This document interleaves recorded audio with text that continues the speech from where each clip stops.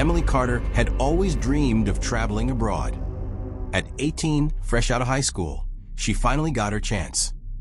A solo trip to a sun-drenched coastal town in southern Spain was supposed to be her grand adventure, a break from the weight of home, from expectations, from the past she rarely spoke about.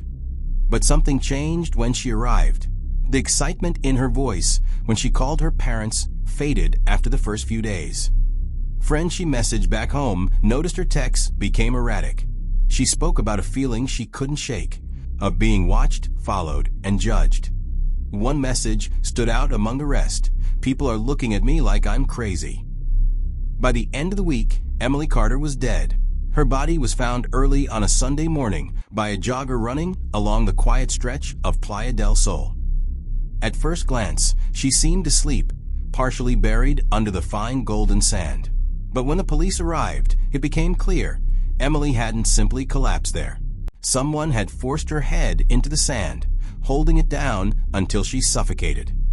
There were no immediate signs of struggle, no bruises on her arms or face. Her belongings, phone, wallet, passport, remained untouched in her nearby hotel room. The local authorities were baffled. Had she known her killer? Had she trusted them enough to let her guard down? Or had her growing paranoia been justified all along? As investigators combed through her past, a different picture of Emily emerged.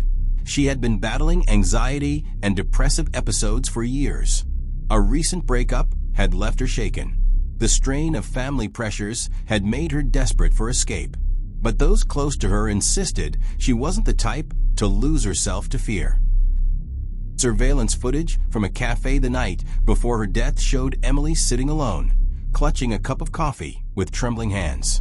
She kept glancing over her shoulder, eyes darting toward unseen figures. Witnesses recalled her speaking in hushed tones, telling the waiter that someone was following her. Then she vanished into the night. As the investigation continued, an unsettling discovery sent shockwaves through the case. Emily's phone records revealed she had been in frequent contact with an unknown number in the days leading up to her death.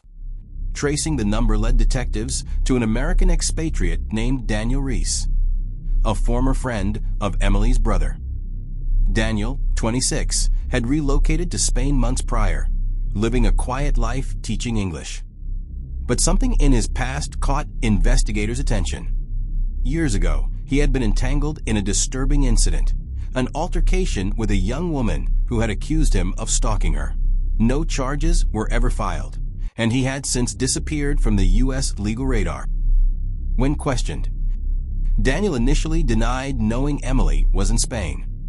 But inconsistencies in his story, his alibi full of gaps, his changing statements, raised suspicion. Hotel records showed that he had checked into a room mere blocks away from Emily's. Witnesses recalled seeing him near the cafe the night she disappeared. Then came the most chilling revelation. Daniel had known Emily's ex-boyfriend. As investigators dug deeper, they uncovered a troubling possibility. Emily's paranoia, her whispered fears, the growing sense of unease. It wasn't just in her head. She had been watched. Daniel had followed her, studying her every move, waiting for the right moment. But why? A confrontation had taken place on the beach that night. Whether it started as an argument or a cruel game was unclear, but Emily had fought back. There were traces of sand beneath her nails, strands of hair clenched in her fist. But in her moment of desperation, Daniel had overpowered her, pressing her down into the earth until the fight drained from her body. Daniel Reese was arrested and charged with Emily's murder. As the case went to trial, the chilling reality of Emily's final days became clear. She had tried to escape, to outrun the shadows of her past.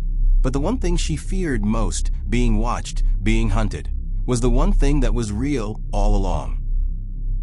And in the end, the silent witness to her death was the very sand that swallowed her last breath.